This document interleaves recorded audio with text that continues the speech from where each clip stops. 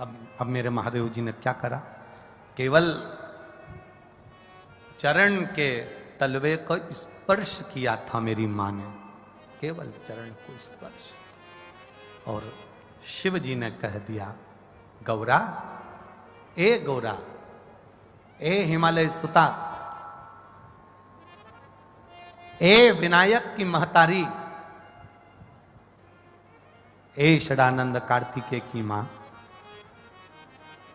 जगत का भरण पोषण करने वाली है जगत जननी, तुमने 3 प्रश्न मुझसे किए। अब प्रश्न ही करा है मेरी माता ने, केवल एक बार प्रश्न कर कर मेरी माता भूल गई, और भूलने के बाद मेरी मां महादेव के चरण के उस रज को, उस नीचे तलवे को केवल स्पर्श करी और शिव जी ने उत्तर देना प्रारंभ कर दिया।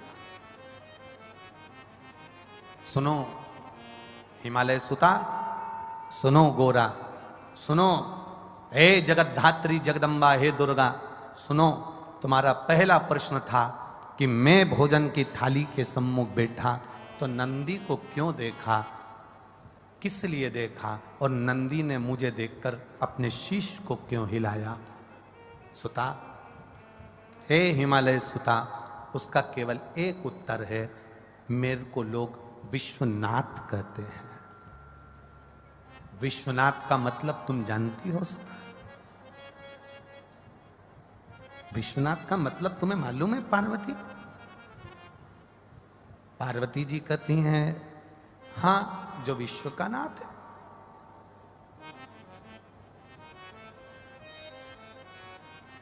शिव जी ने कहा, पार्वती, कोई 7 ताले में भी बंद हो जाए ना,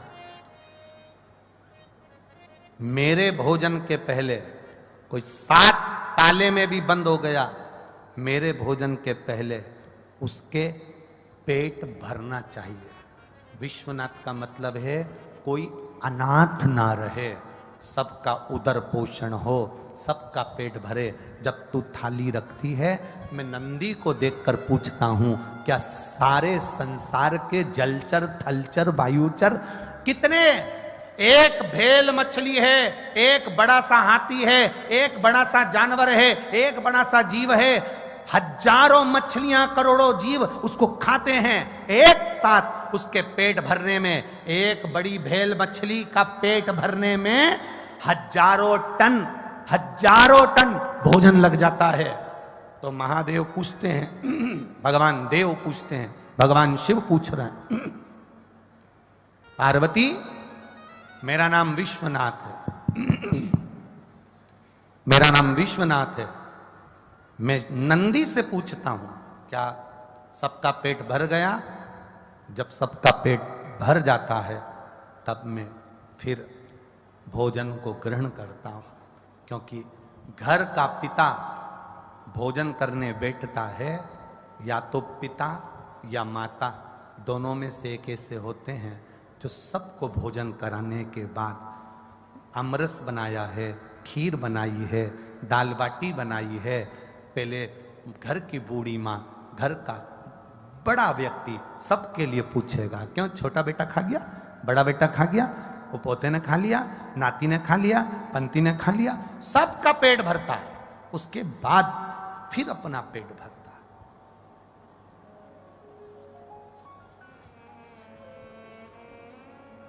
मैंने नंदी से पूछा, क्या सबका पेट भरा गया?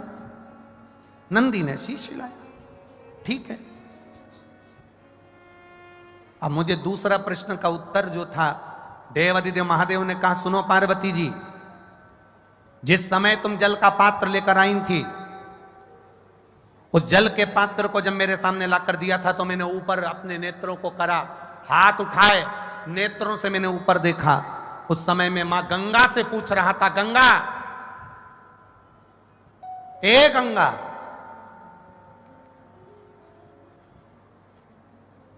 तेरे तट पर आए हुए जीव, या जिसने एक बार मुख से हर हर महादेव कहा हो, जिसने बम बम भोले कहा हो, जिसने भूलवश ओम नमः शिवाय कहा हो, जिसने भूल से भी मेरे मंदिर के सामने से निकल कर चला गया हो, जो भूल से भी मेरे मंदिर की ओर मुड़ कर देख लिया हो, जो भूल से भी मेरे मंदिर की रज उड़ के जिसके सिर पर चली गई हो, तो महादेव कह रहे हैं मैं गंगा से पानी पीने से पहले पूछ रहा था क्या तूने उन सभी जीवों का कल्याण कर दिया? जब गंगा का इशारा हुआ तब मैंने जल का पान करना प्रारंभ करा। शिव गंगा से पूछते हैं।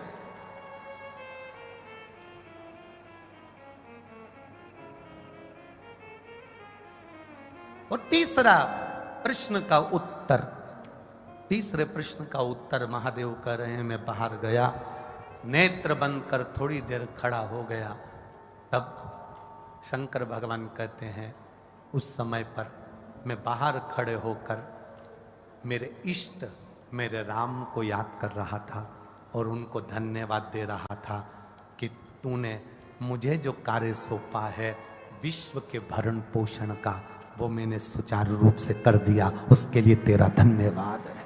नेत्र बंद कर। राम जी शंकर भगवान का भजन करते हैं, शंकर भगवान राम जी का भजन करते हैं, भगवान कृष्ण शिव जी का भजन करते हैं, शिव जी कृष्ण का भजन करते हैं, नारायण भगवान शिव का भजन करते हैं, शिव नारायण का भजन करते हैं। एक दूसरे की भक्ति में सब लगे होंगे, एक दूसरे के भजन में सब लगे होंगे, एक दूसरे के स्मरण में सब लगे। हमारे जैसे नहीं है कि हम एक दूसरे की टांग खींचने में लगे हुए हैं।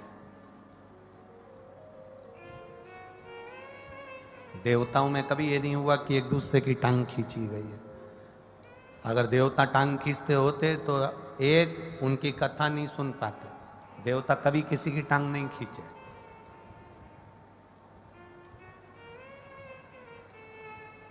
जब जब देवता इकट्ठे होते हैं तब तब विश्व कल्याण की बात करते हैं। जब जब कहीं सत्संग होता है, कथा होती है, प्रवचन होता है, राम कथा, भागवत कथा, शिव कथा, यज्ञ अनुष्ठान, संत साधु सन्यासी तपस्वी साधक उपासक कहीं इकट्ठे होते हैं तो विश्व कल्याण की बात होती है। और जब कुछ निंदक करने वाले एक साथ इकट्ठे होते हैं तो किसी ना किसी की निंदा होती। तुम देखना, एक व्हाट्सएप पर, एक फेसबुक पर, एक गूगल पर, एक यूट्यूब पर एक गलत पोस्ट करके तुम लिख के डाल दो कि वो व्यक्ति ऐसा है, तो जितने चुगल खोटते हैं, तुम एक लिख के डाल दो कि ये व्यक्ति बुरा है, फिर जितने चुगल चोटे होंगे, जितने चुगल खोटे होंगे, जितने निंदक होंगे, वो सारे तुमको उस मैसेज के नीचे मिल जाएंगे। वो तो ऐसा, वो तो वैसा है, वो तो यूं है, वो तो मुंह है। पूरे निंदकों की लिस्ट कमेंट्स में, सारे निंदक, सारे चुगल चोटे सब उस कमेंट्स के नीचे इकट्ठे मिलेंगे, सब बुराई करते हुए सारे। और कहीं कहीं का एक आध दो कमेंट्स ऐसा मिलेगा जो इनका विरोध करने वाला होगा। वो कह देगा नहीं रे तुम गलत हो, नहीं उसने सही करा, तुम गलत हो। समझ जाना कि 32 दांत में एक जिह्वा आज भी विराजमान है उस कमेंट्स के अंदर। आप देख सकते हो निंदक एक साथ इकट्ठे होते हैं तो वह निंदा का कार्य करते हैं।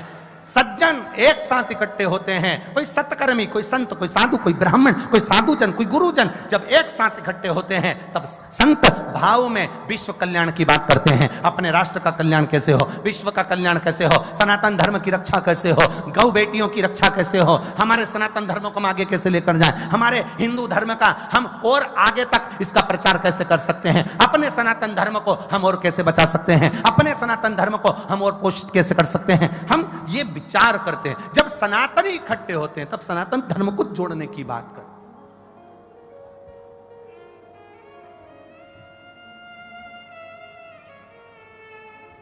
मेरे भोलेनाथ राम जी को धन्यवाद दे रहा है। आपने जो मुझे काम दिया था मैंने वो काम किया, आपको अच्छा लगा, धन्यवाद मेरे राम जी, धन्यवाद। राम जी जब भी कोई कार्य करते हैं तो भोलेनाथ को धन्यवाद देते हैं। हमारे यहां की तो इतनी विचित्र रीति है, गुलाब जामुन अच्छी बन जाए तो सास तुरंत कह देती है मैंने बनाई है, सब्जी अच्छी बन जाए तो सास तुरंत कह देती है मैंने बनाई है। और सब्जी अगर बिगड़ गई, वो तो बहू को बनाना ही नहीं आता, उसके बाप के घर से ऐसी सीख के आई है।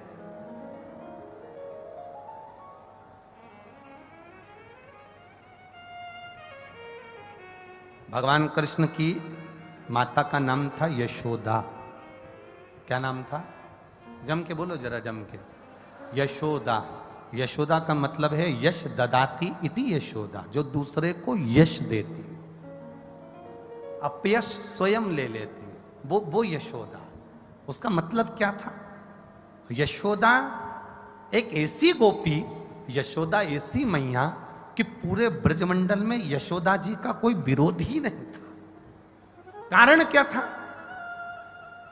क्या कारण था यशोदा जी का कि कोई विरोधी नहीं है? यशोदा जी का एक कारण था, सबसे प्रबल कारण यशोदा जी का एक था। जिस गोपी के घर में कोई काम पड़ता था, कोई गोपी बाद में जाए, यशोदा पहले दौड़कर जाती है।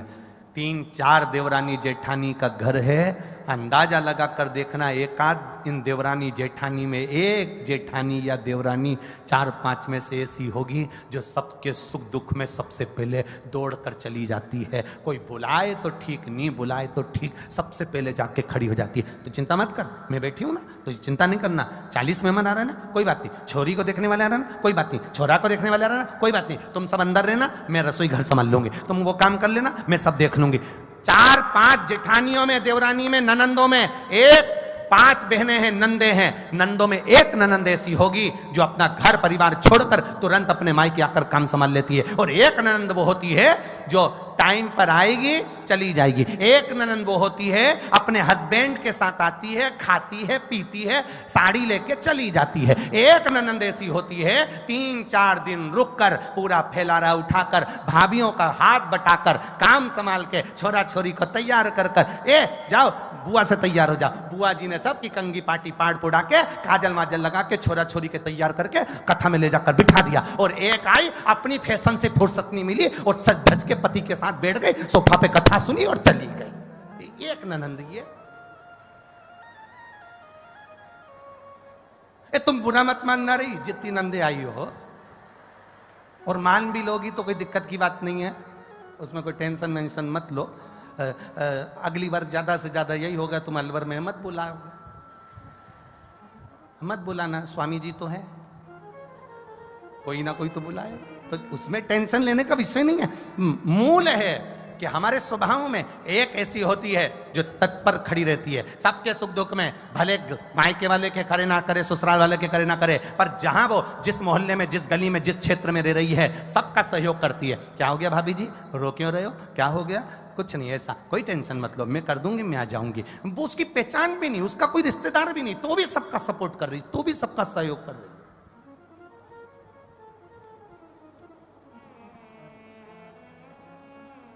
उसका कोई रिश्तेदार नहीं, तो भी कर रही, क्योंकि उसने जान लिया, उसने पहचान लिया कि हर एक में वो समाया है। जलचर, थलचर, वायुचर, जितने जीव हैं सबके अंदर वही समाया है।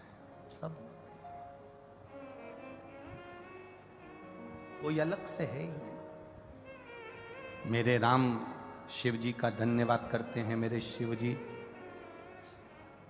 स्वयं भोलेनाथ राम जी का धन्यवाद करते हैं। कभी मेरे भोलेनाथ जी ने ये नहीं कहा कि मेरा नाम विश्वनाथ है तो मैं अपना बखान करूं, ना ना। एक संत के प्राण छूटे और एक डाकू के प्राण छूटे। एक संत मरा और एक डाकू मरा, दोनों मरे। संत भी मरा, डाकू भी मरा, दोनों ऊपर गए यमलोक में।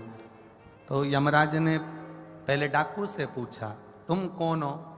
डाकू बोला, मैं डाकू हूं, सबके डाका डालता था, सब मेरे डाका डालने से रोते थे, कई लोगों को मारा भी मैंने, पीटा भी मैंने, कई लोगों की हत्या भी मैंने कर दी, सबका धन लाया, निपटा गया, खा गया, सब अपने खर्चे में लगा दिया। मैंने दुनिया के लोगों को बहुत दुख दिया है। मैं डाकू था, मैंने दुनिया को कष्ट दिया है, पर मैं आपके चरणों में खड़ा हूं, आप जैसा कहोगे वैसा मैं अपने कर्म का दंड भोगने को तैयार हूं। मैंने गलती करी है, मैं क्षमा चाहता हूं। मैंने दुनिया के लोगों को लूटा, क्षमा चाहता हूं। मैंने बेईमानी करी, मैं क्षमा चाहता हूं। मैंने दुनिया के लोगों को मारा, क्षमा चाहता हूं।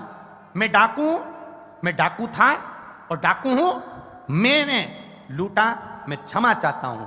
डाकू ने जब कहा, डाकू के शब्द जब सुने, तब यमराज ने कहा ठीक है, आपने, दुनिया के लोग यहां आते हैं तो अपनी गलती को छुपाते हैं, पर आपने अपनी गलती को बताया है, कोई बात नहीं, ठीक है। संत को देखा, यमराज ने संत को कहा आप कौन हैं? मैं संत साधु, तपस्या में लगा रहता था, तप करता था, साधना करता था। तब इतना भयंकर भयंकर मैंने तप करा कि पूरा ब्रह्मांड हिल गया। ऐसा मैंने तप, ऐसा मैंने साधना, ऐसी मैंने आराधना करी है। ठीक है, ये बड़ी कृपा है आपके ऊपर जो आपने इतनी तप साधना करी। डाकू ने कहा मेरे लिए कोई दंड हो, मेरे लिए कोई कार्य हो तो बताओ। यमराज ने कहा तुम्हारा दंड केवल इतना है, जाओ इस संत की सेवा करो। ये जो संत मर कर आया है इसकी सेवा करो। डाकू ने कहा सरकार आपकी जो आज्ञा, जो प्रभु आपकी कृपा, मेरे राघव जी की जो मर्जी। डाकू खुश हो गया, संत की सेवा मैं कर दूंगा। अब डाकू खुश हो गया पर संत नाराज हो गया। संत ने कहा ये कैसा निर्णय?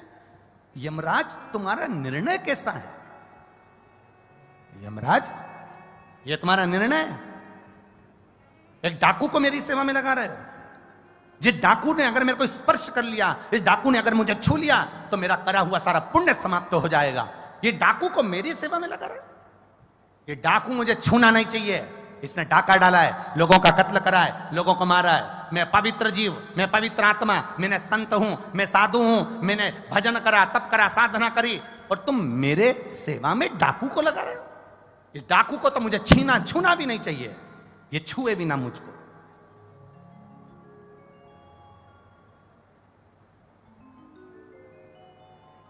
यमराज ने कहा वो डाकू तुमसे बड़ा हो गया, डाकू होकर भी क्षमा याचना करता रहा। और महाराज जी आप पवित्र थे, तप करा था, साधना करी थी, इसीलिए तो डाकू को आपकी सेवा में लगाया था कि आपका मात्र स्पर्श हो जाता तो वो डाकू का भी कल्याण अपने आप हो जाता, अपने आप। पर इतना अहंकार अपनी उस तप साधना पर जिसमें तुम एक डाकू का भी कल्याण नहीं कर सकते। एक डाकू का तप साधना। फिर निवेदन करूंगा आपकी तप साधना, चलते चलते शिव का नाम ले लो, चलते चलते भगवान का भजन कर लो, चलते चलते स्मरण कर लो, चलते चलते शिव भक्ति कर लो, चलते चलते भगवत नाम का स्मरण करो। साधना, तप, साधुता हम माने कठिन है, पर चलते चलते राम नाम, कृष्ण नाम, शिव नाम लेते चलो। कोई जरूरी नहीं है। आज कई लोगों ने पूछा गुरुजी, मैसेज लोगों ने सीओर भेजा कि गुरुजी से पूछ कर बताओ, आज शिवरात्रि है तो शाम को, रात्रि को 9 बजे अभिषेक करेंगे तो क्या व्रत रखें, उपवास रखें, हम कुछ खाएं ना खाएं, हम कैसे हम अभिषेक करें, कैसे हम पूजन करें? हम उनसे एक बात ही कहना चाहेंगे। हमने अपनी व्यासपीठ से हमेशा कहा है आपको, आज फिर कह रहे हैं, जरूरी नहीं कि तुम खाना छोड़ोगे तो उपवास होगा,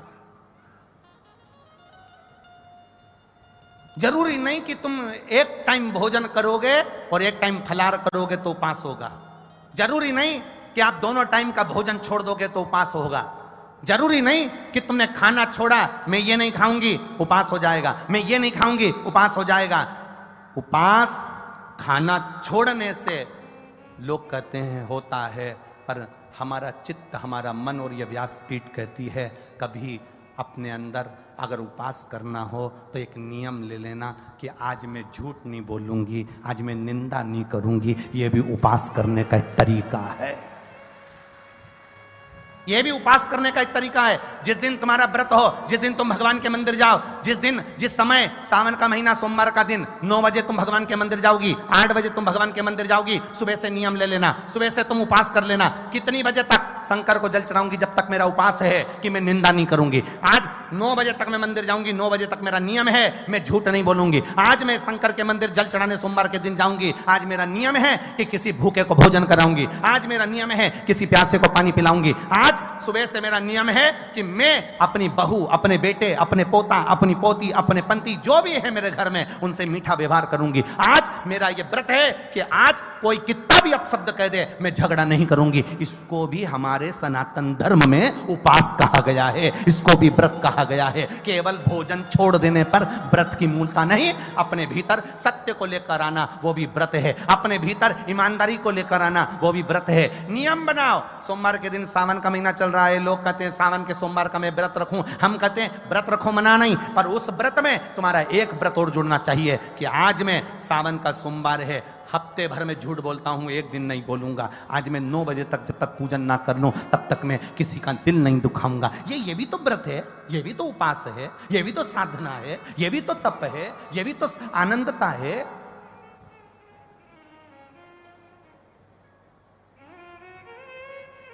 मैं खाना नहीं खाऊंगी, आज मेरा उपास है। साबूदाने की खिचड़ी 2 किलो खा गई क्योंकि आज मेरा उपास है। क्या मतलब का ऐसा उपास?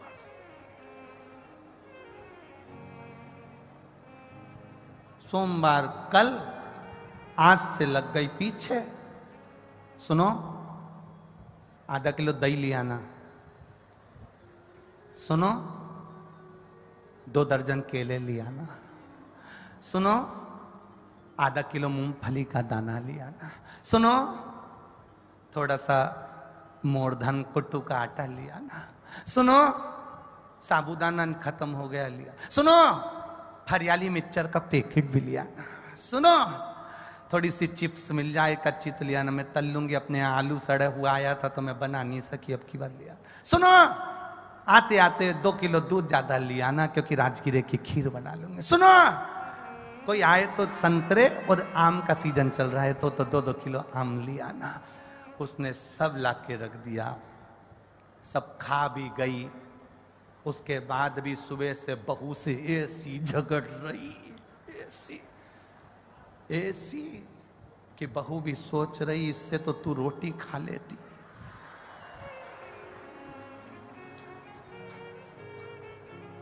जरा सा साबूदाना नहीं गला। लड़ाई किस बात पे हो रही थी? अरे बोलो तो जम के। केवल वो साबूदाना सही से नहीं गला और बहू ने जल्दी जल्दी में बगाड़ दिया और सास ने खा लिया और साबूदाना उसके मुंह में रह गया। जब से सोफा पे बैठी कोस रही, इसके बाप की ऐसे ये सीख आई, ऐसा फलार बनाया। फलार तो मैं बनाती है, मेरा घर का सब खाता, मेरे हाथ की खिचड़ी लोग पड़ोसी भी मांग कर खा के जाएं, और ऐसा फलार बनाया। जो सुबह से कोस रही तो बहू भी भगवान से प्रार्थना कर रही, इससे तो दोनों टाइम खा लेती पर मेरे प्राण ना खाती। भगवान का मतलब कैसा? व्रत कर रही, व्रत है। आज मेरा उपास है, कुछ नहीं खाऊंगी, बस केवल तुम्हारे सबके प्राण खाऊंगी, कुछ नहीं खाऊंगी। बहुत देखो, हमारी बात को लोग कथा में से काट काट कर चला देते हैं और लोग फिर उसको कमेंट्स में लिख देते हैं महाराज जी ने ऐसा बोल दिया, व्रत के लिए ऐसा बोल दिया, वैसा बोल दिया। ये मत सोचना कि अपन कोई डरे वरे हो, काट के डाले तो डाले, पर सीधी बात है उपास करो। अगर भोजन का ना कर पाओ तो अपने विचारों का करो कि आज मैं झूठ नहीं बोलूंगी, आज मैं निंदा नहीं करूंगी, आज मैं झगड़ा नहीं करूंगी, आज मैं अपशब्द नहीं बोलूंगी। ये भी तो उपास की गणना में आना चाहिए, ये भी तो उपास हो सकता है, ये भी तो व्रत हो सकता है, ये भी तो साधना हो सकती है।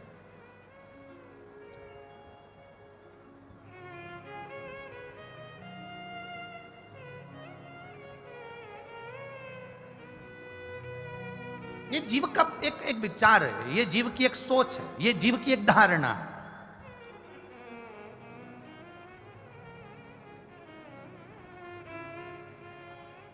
आपकी चित्त वृत्ति में परमात्मा समाहित हो। शिव कथा कर रही है। पार्वती मैया के 3 प्रश्न पर भगवान शंकर ने उत्तर दे दिया। केवल चरणारविंद के तलवे पर स्पर्श किया था माता पार्वती ने और देवादिदेव महादेव ने उत्तर दे दिया। उस उत्तर का मतलब है शंकर भगवान के शिवलिंग जलाधारी चरणारविंद जहां से पानी नीचे बहकर जाता है वहां पर आपका 3 बार किया गया स्पर्श, नहीं बेलपत्र, नहीं समीपत्र, नहीं जल, नहीं पुष्प, केवल 3 बार स्पर्श किया हुआ भी जल का नयनों से स्मरण कर लेने पर भी मेरा देवादिदेव महादेव आपके मन की मनोरथ को पूर्ण कर देता है। वो शिव तत्व, वो शंकर, वो ओघड़ी, वो त्रिकालदर्शी, वो कैलाशी अविनाशी है, वो शिव है। बोल बम का नारा है, सारी समस्या का हल शिव तत्व को पहचानने का एक मौका है। वो मौका छोड़ो, वो छोड़ा ना। और महाराज शिव कथा कह रही है, भगवान देवादिदेव महादेव का संवाद कर रहा। पार्वती मैया के प्रश्न 3 केवल शिव के चरण का स्पर्श कर कर प्राप्त कर लिए उसके उत्तर।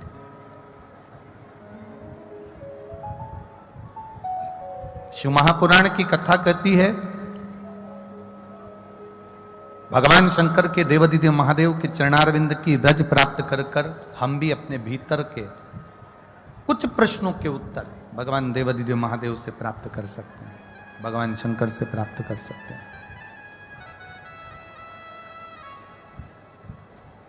सती मैया अपने प्राणों को त्याग दी। माता जगत जननी पार्वती का अवतार हिमालय राज के यहां पर हो गया। पर इन माता सती और माता पार्वती के मध्य का एक अवतार सती मैया का और रहा, वो था कोयल का अवतार। कल कथा में आपको कहा था, कथा में वर्णन किया था, भगवान शिव की पावन कथा में कल वर्णन किया था कि शिव जी को क्रोध आया और भगवान शंकर को क्रोध आया और माता सती जी से कहा कि सती, अगर तुम्हें प्राणों को त्यागना ही था तो बहुत सारे ऐसे स्थान थे जहां पर तुम अपने प्राणों को त्याग सकती थी, बहुत सारे ऐसे स्थान हैं जहां तुम अपने प्राणों को छोड़ सकती थी, फिर आखिर तुमने ये यज्ञ की कुंडी में अपने प्राणों को त्यागा, इस यज्ञशाला में अपने प्राणों को त्यागा। इसलिए मैं आपको श्राप देता हूं कि तुम कोयल का जन्म पाओ। और जब जैसे अभी 2 सावन हुए, ऐसे जब 2 आषाढ़ पड़ेंगे उस समय पर तुम मेरी तप साधना करोगी और तप साधना करोगी तब तुम मुझे पुनः प्राप्त करोगी, जिसको हमारे सनातन धर्म में कोकिला व्रत कहा गया। इधर जानते कोकिला व्रत को? जब 2 आषाढ़ पड़ते हैं, मतलब अधिक मास का जब आषाढ़ पड़ता है, 2 आषाढ़ पड़ते हैं, तब उसको कोकिला व्रत के नाम से जाना गया, जिस समय पर माता सती ने भगवान शिव की आराधना करी है कोयल के रूप में। और भगवान शिव ओघड़दानी ने फिर आकर उनको दर्शन देकर हिमालय राज के घर में उनका जन्म हुआ है, उनका प्रागट्य हुआ। पार्वती मैया की तप साधना इतनी प्रबल थी, इतनी प्रबल, इतनी प्रबल। देखो, कोई कोई होता है जिसको बहुत तप करना पड़ता है, साधना करना पड़ती है, बहुत बहुत बहुत तप साधना करना पड़ती है, तब जाकर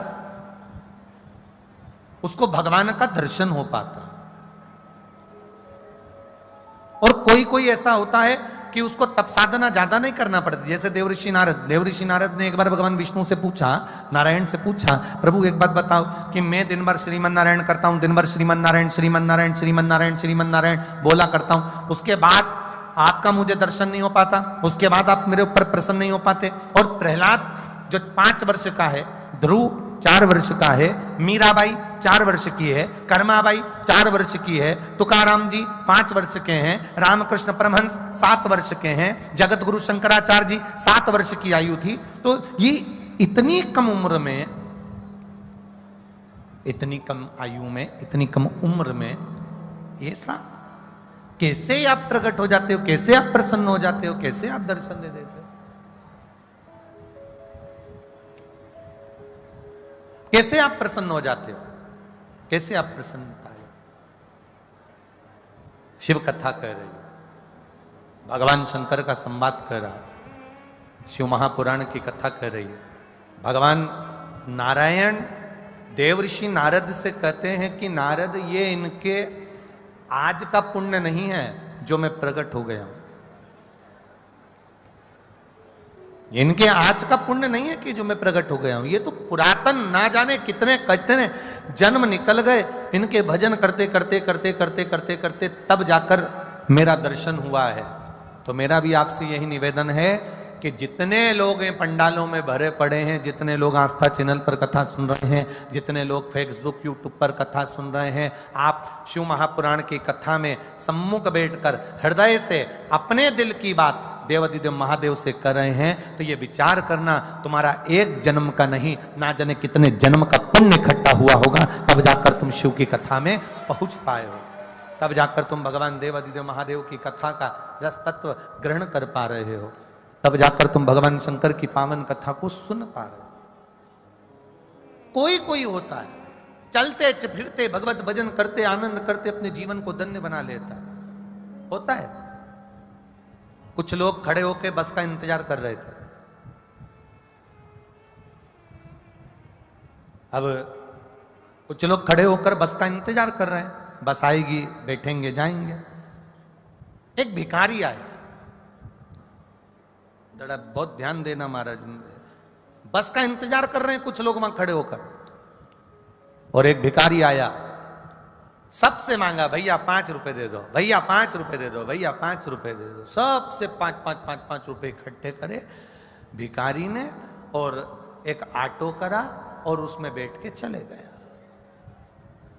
बाकी के लोग क्या कर रहे थे, अरे जम के तो बोलो, बस का इंतजार। उसने क्या करा, सबसे जितने लोग बस का इंतजार कर रहे थे सबसे 5 रुपए ले लिए और ऑटो में बैठा चले गया। 2 तरह के लोग हैं, एक बस का इंतजार कर रहे हैं और दूसरा 5 रुपए लेकर तुरंत यहां से लिया वहां से लिया 5 रुपए इकट्ठा करा, 50 रुपए ऑटो करा सबके सामने और बैठा चल दिया।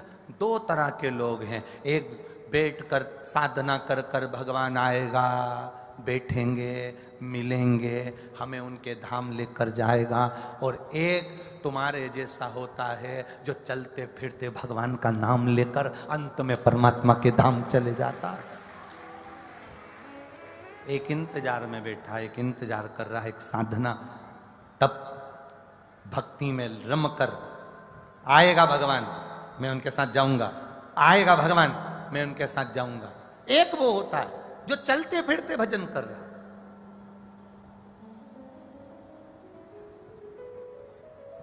इतने सारे बैठे हो, 2 बेटे 2 बच्चे घर में, एक बड़ा एक छोटा, किसी किसी के घर में 2 बेटियां होती, कोई 2 बेटे होते, कोई बेटा बेटी होती, एक बड़ा एक छोटा, दोनों को भूख लगी। बड़े बच्चे ने कहा मेरे को भी भूख लग रही, छोटा कह रहा है मां मुझे भी भूख लग रही है।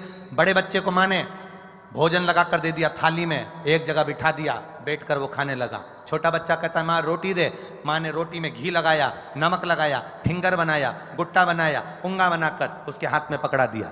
बच्चे ने हाथ में पकड़ा, माँ का पल्लू पकड़ा, चलते फिरते खा रहा है। बच्चा खाना खाते जाए, माँ का पल्लू पकड़ के जाते जाए, माँ इधर जाए बच्चा उधर चले जाए, माँ उधर जाए बच्चा उधर चले जाए। बड़ा बेटा एक जगह बैठकर भोजन कर रहा है, छोटा बेटा माँ का पल्लू पकड़कर चलते फिरते खाते खाते चले जा रहा है। मेरे देवाधिदेव महादेव से प्रार्थना करना, भगवान हमको इतना बड़ा मत बना देना, हमें ऐसा संत, ऐसा साधु, ऐसा सन्यासी, ऐसा तपस्वी, ऐसा साधक, ऐसा उपासक हमको मत बनाना कि हम एक जगह बैठकर तेरा भजन कर सकें। ये हमारे बस की बात नहीं, हमें तो छोटे बच्चे जैसा बनाना, चलते फिरते तेरा भजन करें और तेरे धाम पर चले जाएं। बड़े बच्चे की तरह एक जगह बैठकर हम भजन कर पाएं, ये हमारी सामर्थ्यता नहीं है। एक जगह बैठकर हम स्मरण कर पाएं, ये हमारी सामर्थ्यता नहीं है। हमें तो छोटा बना दे, बिल्कुल छोटा।